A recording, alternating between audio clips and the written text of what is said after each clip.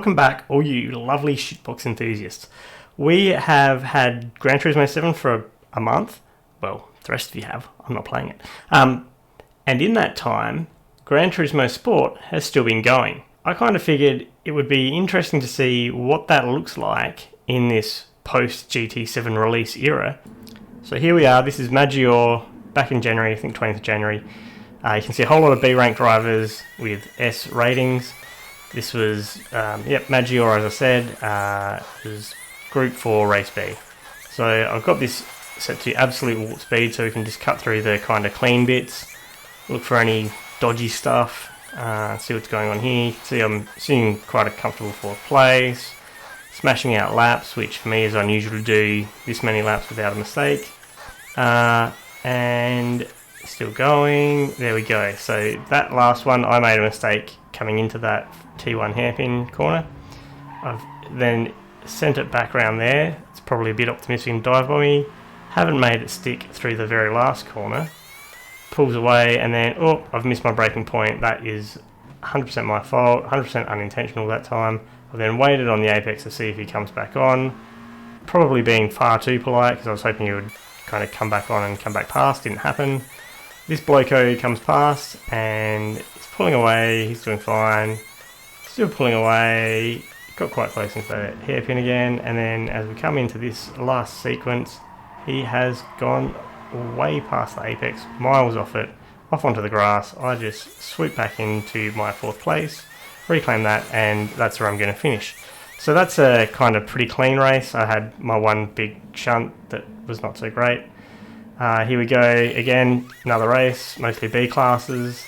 The TTV Quip guy, he will show up again in the next race. You can see here, I'm kind of keeping it clean, same behind, haven't made contact there. I think I just touch him there, which puts him wide. I come through, you can see, looking at the radar, there's a bit of shenanigans going on between Shinkuchi and Quip. And pretty much that's it. I think I pretty much just sit here for the rest of the race. And here we go, we're just going to round out this lap, and that'll be the end of the race. All good. One more race, and this is, remember, pre-GT7 release.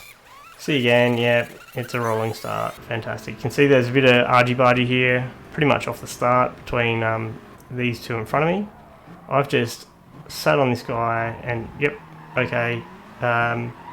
Murasamu probably thought that was a bit of a dive bomb from me, but, you know, it's just holding my line, really. You can see in the background there's some collisions happening, and at the same time, I'm just sitting here taking a normal line, and Ambrosia has hit that apex and flung himself off into the barrier. Puts me up to third place, sitting here quite comfortably. Gap starts coming down a bit. I think, no, it's not even that they're fighting, it's just gap's coming down. Goes back out a bit, but staying steady around here, right? And this is all okay. Going very well, catching right up. Gap goes back out a bit. And right about here, I can see something's wrong. I'm gonna either plough into him, God knows what happens, or try and take a different line. Try and take a different line without braking, and that was the end of my race, pretty much. Basically what you saw there in that exchange was what happened, disconnect, etc. Here we are, day of release. Race A in a Yaris. You can see there's A's, B's, C's and D's all in the one race. Not so normal, right? Like back in January, February, that wasn't happening. Reasonable start. I've stayed out of trouble at T1. Not the easiest thing to do at Brands Indy. Brands generally, really. Made a poor exit out of Jim Clark and get sent. That's fine. That's perfectly okay. Tried hanging on the back. I've got on the brakes a bit later, given him a bump, and just let him continue because that's polite, I guess. So Manners is still kind of here so far. I've given him a few more nudges, just hurry ups. But Brands Indy, it's actually quite hard to get past unless you really shove people or really are a lot faster. You can also see I had that off there on the grass. But generally okay. Another mistake out of Clark Curve for me results in another person getting past and I finished fourth. This one we've got A plus all the way down to D class. Very different. Very, very different. again, regional T1, just get absolutely murdered into paddock. And this is where manners all starts unravelling. You can see there's a lot of argy-bargy here, coming through Clark Curve again. Bash, and then comes across for another bash, just because you can. And then I'm pretty much just following here for a while. There's an almighty lunge here from me. That's apparently perfectly okay. Nothing to see here from me or Kun Kun, as far as stewards are concerned, until I get to there. And that's definitely not the right line. And what's going to happen from this? Well, there's a penalty. And there should be, because I've definitely cut the track. Probably more for the exit of hill. And I think from here my race pretty much unravels. And I just make more and more foolish mistakes. This one here, Midget Farrelly, gives me a shove. Thank you very much. That's definitely not the clean racing kind of thing. But I am back down in that pack, right? Back down in that pack has always been dicey. No matter what DR you are. And I've just put myself off because of course. And dropped one more place because of course. And pretty much round out the race from there with very poor driving. But that's that. So now we're moving on to into April. And this is at Nürburgring. So we've now had GT7 for about a month. A's through to D's with a CSR. All in the one race. I will be perfectly honest, I've put only 5-10 minutes worth of practice into this. Kind of already know most of it apart from that one little extra chicane that's not in the GP track from memory. Or it's not an endurance track anyway. And then you go, big biff there into Wingnut. And then I get biffed by Briggsy up the back. And then I've gone, nah, I'm gonna contest this. Things that I normally wouldn't do. But by this stage, I think I've worked out that I don't really care about DR or SR anymore. I'm just trying to enjoy myself a bit and make up positions. And you can see Wingnut's gone back down the straight, and then we've contested the corner, and he's given me quite a few shoves to get me to back off. Fine. He's made a mistake here. I've lined him up, kept going with it, sitting in the toe. It's a long toe, and then I've gone, right, you're taking the inside, I'm going around the outside, 100% clean, no contact, and makes it into the chicane, no issues. And we'll warp speed some more. Coming into T1, you can see Wingnut gets a shove by Briggsy, then Briggsy comes up to me and shoves me, and then Briggsy somehow gets past. Anyway, there was some shoving between Wingnut and Briggsy gets past me. I come back past, yep. There's a lot of runoff over there allowed to use, that's fine. Coming through, here comes Wingnut again. Okay. I do not get back past just yet, but we'll keep watching this all the way up to the final chicane. There's going to be some suck happening. But again, right, so yes, I'm down in the lower grid places, so it's a bit dirtier, a bit filthier. But there you go, clear cuts. Get shoved up the backside, try to make sure I can go back past, and then get beaten by another person as well. By Civic, so another race, D's, B's and C's. Okay, so you can see once again that we're getting much more mixed driving abilities. There goes Briggsy getting spun off, Wingnut spun off, come through, get a bump. It's Angus. Oh look, it's Wingnut. I think. Yep, it's Wingnut. And then this other person here, and then this other person. So this is kind of a race of filth. And this is kind of what I would expect you were going to get once GT7 was out and GT Sport dropped off in numbers. And you can see we're not getting that separation by DR anymore. It's basically just pairing up whoever, right? And I'm not setting great qualifying times.